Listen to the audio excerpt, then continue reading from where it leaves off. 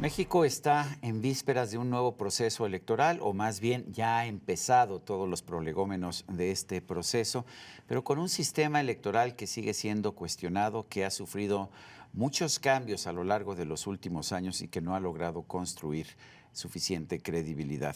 Se encuentra con nosotros un hombre que conoce muy bien el sistema, ex consejero presidente del Instituto Federal Electoral, es también director de Integralia Consultores, Luis Carlos Ugalde. Luis Carlos, gracias por Hola, estar con Sergio. nosotros. Gracias por invitarme. Después de tantos cambios, ¿realmente tenemos un mejor sistema electoral del que teníamos hace, no sé, hace un sexenio? Yo creo que tenemos un peor sistema electoral del que teníamos en 2006. En 2007 se hizo una reforma electoral, luego se hizo otra en 2014. Yo creo que esas dos perdieron el rumbo. ¿Cuál era el rumbo que se había trazado entre 1977, que se hizo la primera reforma fundacional de la transición mexicana a la democracia, y 1996, que fue la reforma que dio autonomía al IFE? Y la que se nos dijo que iba a ser la reforma definitiva. Exactamente. Fue una ruta para generar mejor cancha del juego, más balanceada. Dos, para darle más transparencia a la organización de los comicios. Tres, para generar confianza. Y estas reformas propiciaron más inclusión de grupos que antes estaban marginados, propició un mejor sistema de partidos que después ha degenerado, propició mejor piso parejo. Pero además alternancia de partidos en el poder, Y ¿no? facilitó la alternancia del 2000, del 97 y bueno, lo que hemos visto. Pero después una serie de decisiones incorrectas, equivocadas. ¿Cuáles fueron, recuérdale a nuestro público, las del 2007, cuáles fueron las reformas del 2007 y cuáles las del 2014? La de 2007 básicamente, Sergio, lo que dijo es, primero, se prohíbe que en la propaganda los partidos puedan difamarse o calumniarse, la llamada propaganda negativa. ¿La ley Mordaza? La ley Mordaza. Segundo, se prohibió que los particulares puedan participar activamente en campañas a través de adquirir tiempos en radio y televisión para expresar su punto de vista.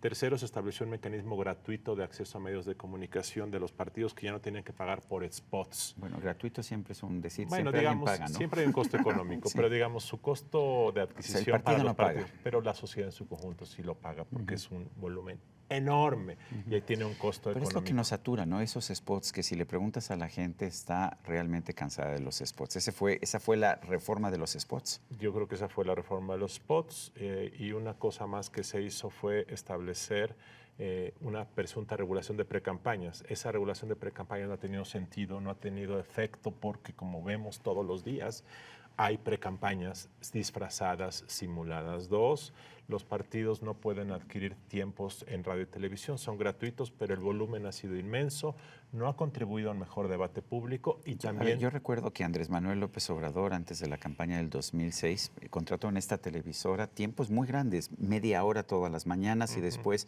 en prime time, en tiempo muy importante, media hora para explicar su proyecto económico. Hoy eso ya no se puede. Yo creo que esos formatos más amplios permiten una mejor comunicación, una mejor argumentación que los spots de 30 segundos que acaban por ser trivialidades o frivolidades. ¿Y cuál fue la reforma del 2014? La reforma de 2014 básicamente lo que hizo fue centralizar la organización de los comicios bajo el argumento de que los gobernadores metían mano. Entonces el PAN dijo, vamos a jalar todo hacia un Instituto Nacional Electoral y así evitamos que a nivel de los estados pueda haber mano negra. Pero se siguen quejando, ¿no? En el Estado de México, en Coahuila, en los dos estados dijeron que los gobiernos locales habían metido mano. No sé si lo hicieron o no, pero la queja ya estuvo. Así es, entonces lo que llama la atención es que haces una reforma para atacar un problema, pero 3 años después dices que el problema subsiste. Entonces a mí me parece que la centralización de la organización de los comicios no resolvió un problema que sí existe,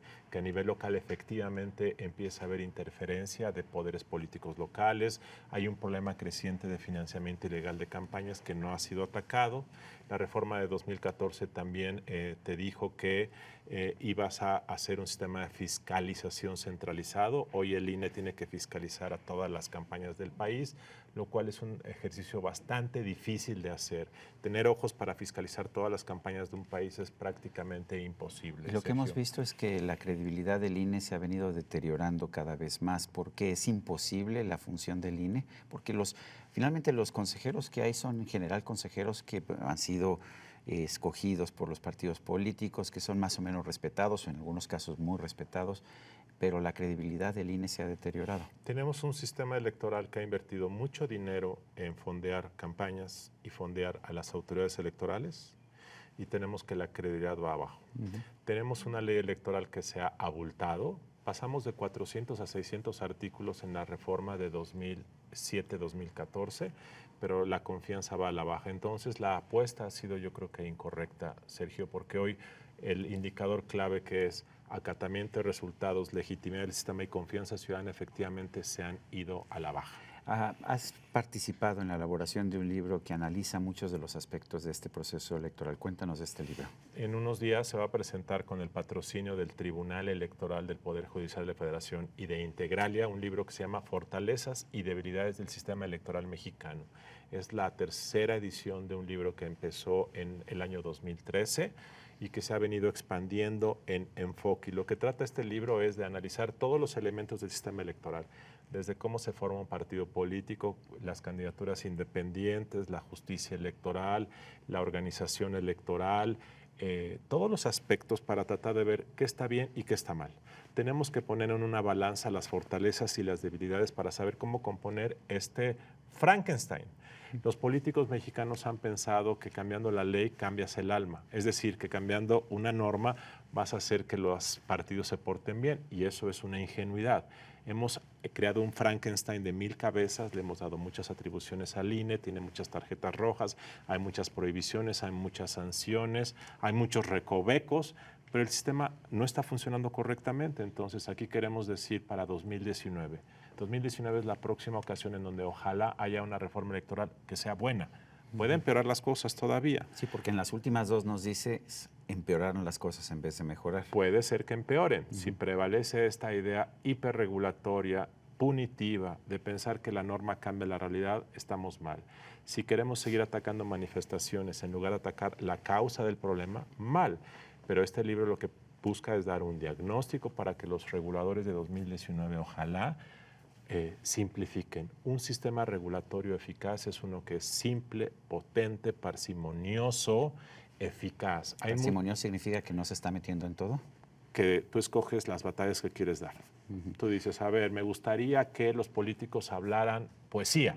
Pues sí, a mí también, pero la realidad es que eso no se va a poder hacer. Entonces, deja de regular el discurso. ¿Qué se puede regular? Se pueden regular ciertas cosas, se pueden regular los periodos de campaña, se puede regular que no salga dinero del erario público para fondear campañas. Hay que regular las cosas que se pueden regular y que son observables y medibles. ¿Por qué otros países del mundo tienen elecciones y el mismo día saben quién ganó? Nosotros tuvimos elecciones en Coahuila el 4 de junio, todavía no sabemos quién ganó. Incluso en países como Estados Unidos, donde el sistema es complicado también, y donde pues claramente hay irregularidades, de todas formas el perdedor reconoce la derrota el mismo día en que esta tiene lugar. ¿Por qué no tenemos algo similar en México? El primer conflicto postelectoral y el primer desacato de resultados electorales ocurrió en 1828, Sergio. Bueno, o sea que ya tenemos nuestra historia. Vicente Guerrero compite contra Manuel Pedraza y Vicente Guerrero pierde y desconoce el resultado. Y luego se alza en armas y luego Pedraza, el ganador, se sale del país. Entonces, la norma en México ha sido el desacato de resultados, el oportunismo para aceptar cuando te conviene y cuando no te conviene, levantarte en armas en el siglo XIX, hoy tomar calles, o ir al tribunal. Entonces, hay un problema de... Bueno, es mejor ir al tribunal que tomar calles. Sí, y que claro, vamos avanzando, armas. pero en el fondo sigue siendo lo mismo. El Partido de Acción Nacional dijo que la elección de Coahuila había sido fraudulenta. Podemos discutir si las condiciones de la competencia fueron adecuadas, y yo creo que las condiciones en general han sido muy degradadas en los últimos años, pero de ahí a decir que hubo un fraude, hay un trecho muy largo. Lo mismo dijo López Obrador en 2006 y en 2012. Lo mismo ha dicho el PRI en algunos casos. Es ya una costumbre y es una táctica, porque si pierdes, pues mejor di que fue por culpa de otros. Recuerdo las elecciones del 4 de junio, todos los partidos se declararon vencedores en todas las contiendas y al final casi ninguno reconoció la derrota. Así va a pasar en 2018, Sergio, y en el caso de la presidencia, salvo que López Obrador gane, puede haber un conflicto postelectoral severo. Si gana López Obrador, entonces sí se acepta que las elecciones son limpias. A pesar de las instituciones. ¿Cuáles son los riesgos para el país de tener un sistema electoral con poca credibilidad y en el que el resultado electoral del próximo 2018 tiene por lo menos 2/3 partes de probabilidades de que no sea reconocido, independientemente de qué tan limpio sea. Que la moneda de cambio más importante de la democracia, que es la legitimidad, es un bien intangible, pero que dota de fuerza política a un gobierno que inicia su mandato, va a estar ausente. Y cuando no tienes legitimidad, tu capacidad de gobernar es más reducida.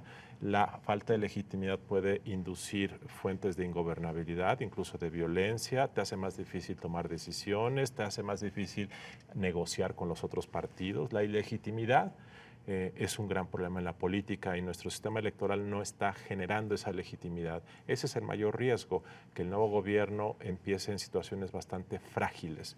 Y tú no puedes tener que la legitimidad depende de quién gane. La legitimidad depende de que el procedimiento funcione, gane quien gane. En México estamos a expensas de quién gana y quién queda en primer lugar. Si gana el gobierno, siempre va a ser malo. Así fue en 2006 con el PAN que gobernaba. Pero si nosotros vemos los resultados electorales de los últimos años, 2015 y 2016, el 62% de las elecciones a gobernador las ganó la oposición. Y así han sido aceptadas como democráticas, pero cuando gana el partido en el gobierno, como fue en el Estado de México, como quizás sea en Coahuila, se cuestiona. Reitero, se cuestiona porque sí hay condiciones degradadas de competencia, pero se cuestiona porque cuando gana el partido en el poder, no se acepta porque se piensa que hubo trampa, porque estamos acostumbrados a evaluar el resultado y la calidad de una elección con base en quién gana, no con base en el respeto del procedimiento, y ese es el problema. Bueno, pues inquietante. ¿Este libro va a estar impreso o va a estar en internet nada más? Este libro, Fortalezas y debilidades del sistema electoral mexicano, que edita el Tribunal Electoral e Integralia, va a ser un libro digital que va a estar disponible a partir, en unas 2 semanas estará disponible, se va a hacer una presentación y será de libre acceso, Sergio. O sea que cualquiera lo va a poder ver a través de internet. Así es un libro de 29 capítulos, creo que es el mejor compendio para entender los elementos del sistema electoral mexicano que hay actualmente. Luis Carlos Ugalde, gracias por esta conversación. Gracias, Sergio. Y a usted, amigo televidente, que hace posible este programa, se lo agradezco también. Esto es todo por hoy, pero no se le olvide. Nos vemos la próxima.